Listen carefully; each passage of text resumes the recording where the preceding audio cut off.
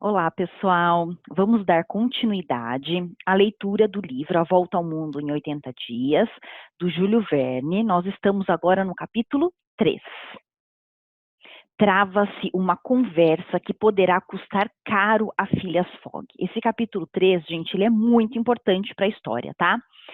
Phileas Fogg dirigiu-se logo para a sala de refeições. Essa sala de refeições é lá dentro do Reform Club, cujas 9 janelas se abriam sobre um belo jardim com árvores já douradas pelo outono. Ali tomou lugar a mesa habitual, onde o esperava o seu couvert. Seu almoço compunha-se de hors d'oeuvre, não sei se é assim que a gente pronuncia, de peixe cozido temperado com reading sauce, de um roast beef scarlet, guarnecido com cogumelos, de uma espada recheada com pedacinhos de ruibarbo e groselhas verdes, de um pedaço de chester, tudo isto regado com algumas taças de um chá excelente, especialmente selecionado pelo encarregado do Reform Club. Metade dessas comidas que estão aqui, eu não as conheço, né? Mas a gente imagina que seja assim um almoço muito chique, né? Ao 12h47, o gentleman levantou-se e dirigiu-se para o grande salão. Compartimento magnífico, ornado com pinturas ricamente enquadradas.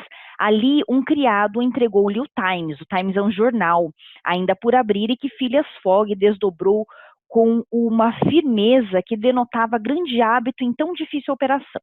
A leitura deste jornal ocupou Phileas Fogg até as 3h45 e a do Standard, o Standard é um outro jornal que lhe sucedeu, prolongou-se até perto da hora do jantar. Esta refeição fez-se nas mesmas condições do almoço. Jantar também maravilhoso, tanto quanto o almoço. Meia hora mais tarde, alguns membros do Reform Club chegaram e achegaram-se à lareira, onde ardia um fogo de hulha.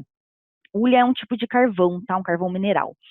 Eram os parceiros habituais do Mr. Fogg, como ele, acérrimos jogadores de whist. Esse jogo de whist é um jogo de cartas. Então, eles todos os dias, né, se encontravam para jogar cartas ali no Reform Club. Era um costume que eles tinham. Quem estava ali jogando cartas, né? O próprio Phileas Fogg. Quem mais?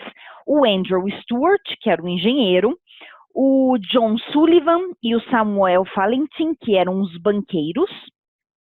Tem também o Thomas Flanagan, que era o cervejeiro, e o Gaucher Ralph, que era um dos administradores do Banco da Inglaterra. Quem eram essas pessoas, né? Pessoas ricas e consideradas, mesmo neste clube que contava entre seus membros as sumidades da indústria e da finança. E aqui então começa um diálogo entre esses homens, né? Ora bem, Ralph, perguntou Thomas Flanagan, a quantas anda esse caso de roubo? Nesta altura, respondeu Andrew Stuart, o banco pode dizer adeus ao dinheiro. Tinha ocorrido, então, algum roubo no banco, tá? Espero, pelo contrário, disse Gaucher Ralph. O Gaucher Ralph a gente viu aqui em cima, que é um dos administradores desse banco, tá? Então, Gaucher Ralph diz, né? Espero, pelo contrário, que pegaremos o autor do roubo. Inspetores de polícia, pessoas muito hábeis foram enviadas para a América e a Europa. Então, quer dizer, esse ladrão já estava sendo procurado. Então tem a descrição do ladrão? Perguntou Andrew Stuart.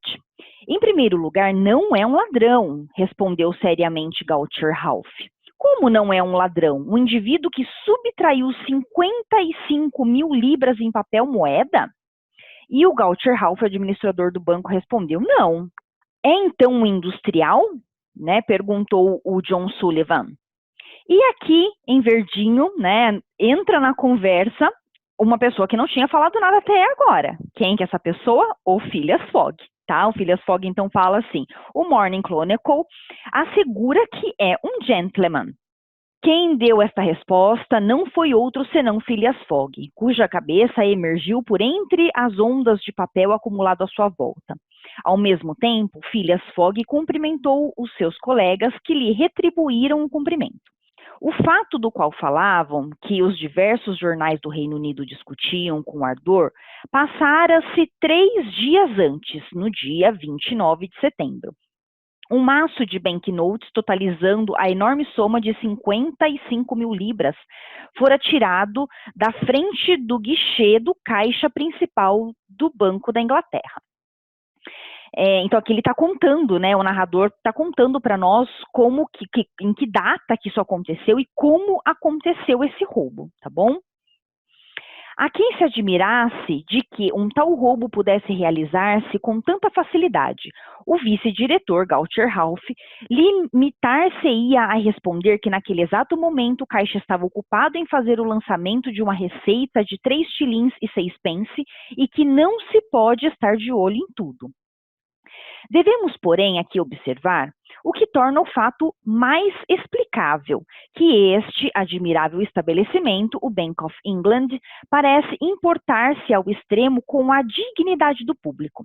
Nada de grades, nada de porteiros, nada de guardas. É um banco, então, fora da normalidade, né? Porque ele não está tão preocupado assim com a segurança como os bancos tradicionais.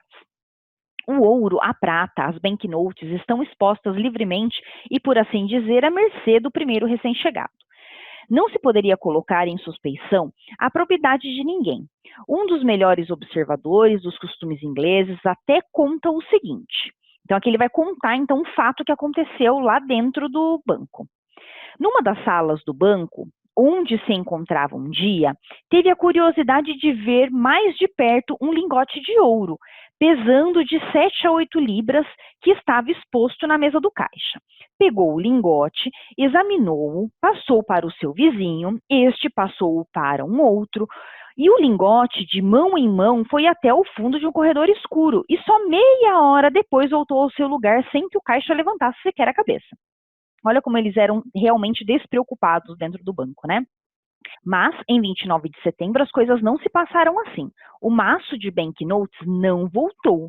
E quando o magnífico relógio posto acima do drawing office anunciou às 5 o fechamento dos escritórios, o Banco da Inglaterra não tinha senão que passar 55 mil libras pela conta dos ganhos e perdas.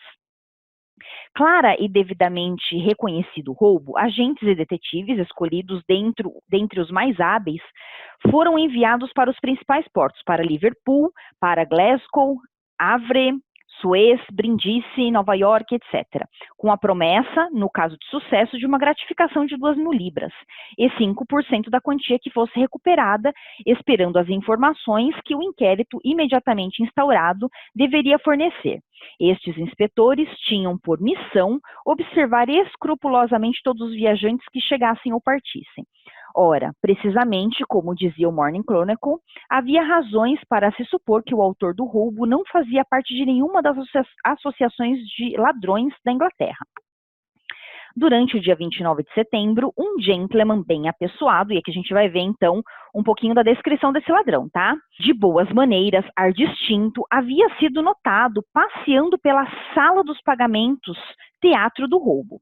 O inquérito permitira reproduzir com bastante exatidão a descrição deste gentleman, que foi imediatamente enviada a todos os detetives do Reino Unido e do continente. Alguns crédulos, Gaucher Ralph entre eles, julgavam-se, pois, com base para esperar que o ladrão não escaparia. O Gaucher Ralph, né, o administrador do banco, estava confiante, então, que o ladrão seria pego. Como se pode imaginar, este fato estava na ordem do dia em Londres e em toda a Inglaterra. Discutia-se, apaixonava-se a favor ou contra as probabilidades do êxito da polícia metropolitana. Não é de estranhar, pois, ouvir os membros do Reform Club tratarem da mesma questão, ainda mais que um dos vice-diretores do banco achava-se entre eles, né? Então, eles estavam discutindo e conversando sobre o assunto, sendo que tinha ali o Gaucher Ralph, né? Que é um vice-diretor do banco, um administrador do banco, e eles conversavam normalmente sobre isso. O digno Gaucher Ralph não queria duvidar do resultado das buscas, calculando que a gratificação oferecida deveria estimular e muito o zelo e a inteligência dos agentes. Mas o seu colega, Andrew Stuart, estava longe de compartilhar desta confiança. O Andrew Stuart é um desses amigos que estão ali no Reform Club jogando aquele jogo de cartas, o whist. A discussão continuou, pois entre os gentlemen que se tinham sentado a uma mesa de whist, Stuart em frente de Flanagan, Valentin diante de Phileas Fogg. Durante o jogo, os jogadores não falavam, mas entre as rodadas a conversação interrompida recomeçava com mais animação. Então aqui a gente tem mais uma parte da conversa sobre esse roubo. E o Andrew Stuart insistente, tá? Eu sustento, disse Andrew Stuart, que as probabilidades são a favor do ladrão, que não pode deixar de ser um homem muito astuto. E o Gaucher Ralph, o vice-diretor, tá? Tá em azul aqui. Ora, vamos, respondeu o Gaucher Ralph, não há mais um só país em que ele possa se refugiar. Por exemplo, para onde quer que ele vá? Não sei, respondeu Andrew Stuart, mas afinal a Terra é bastante vasta.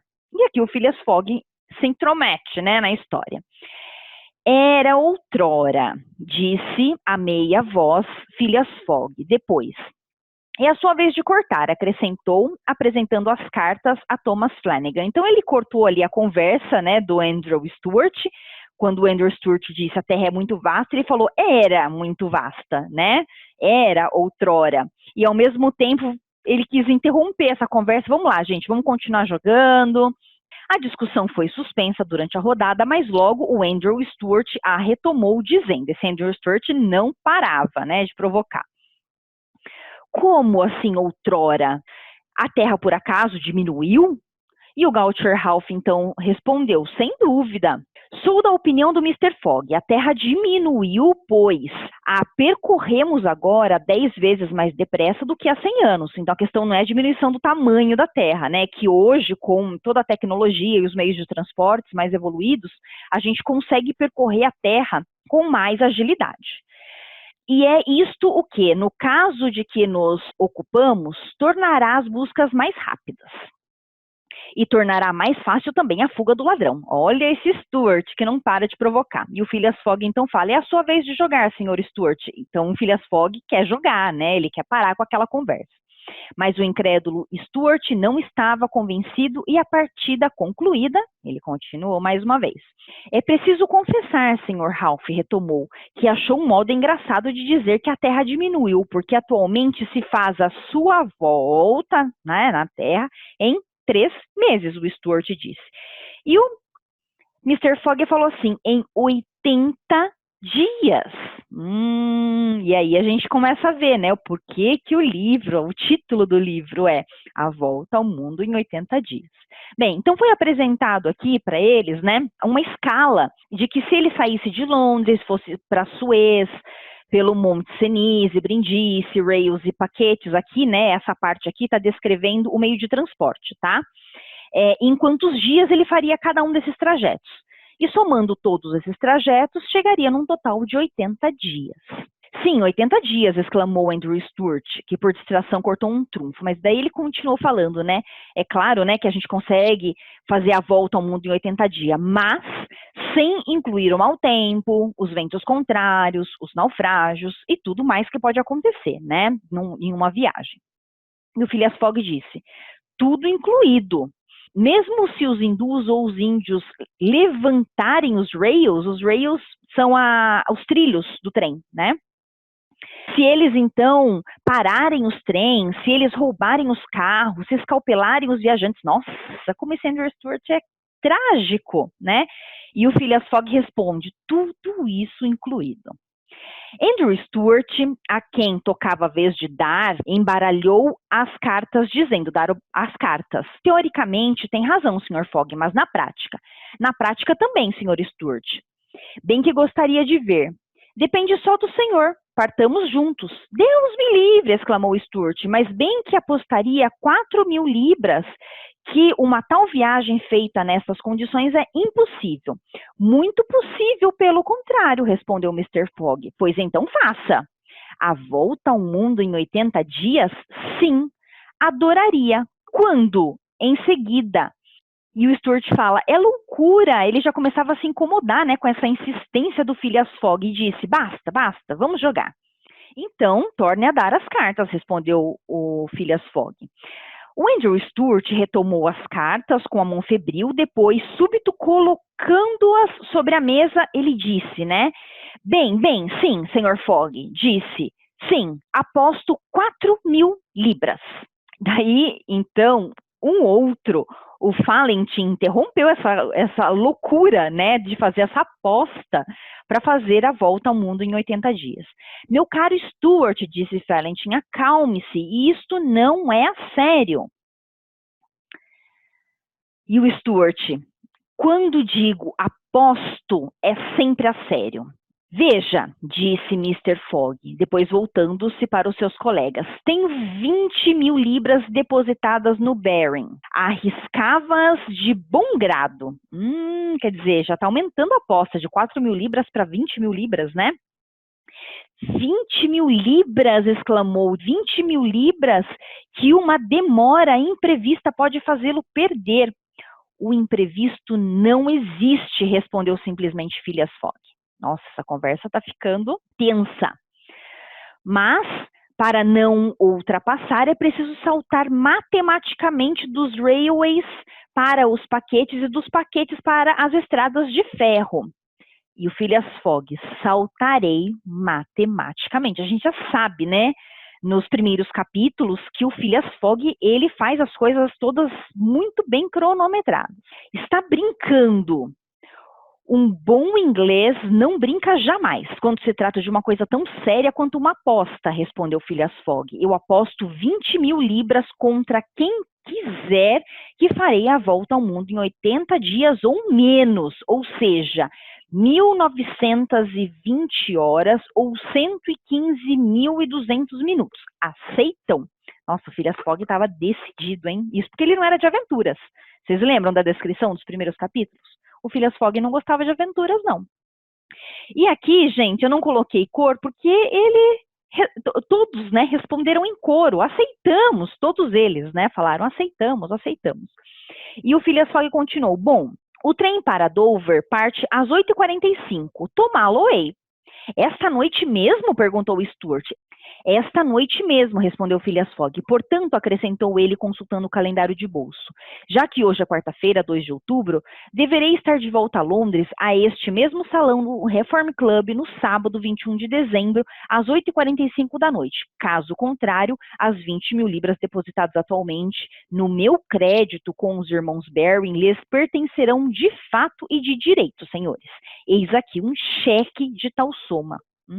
Quer dizer, a aposta ficou séria. Ele fez até um cheque na quantia de 20.000 libras.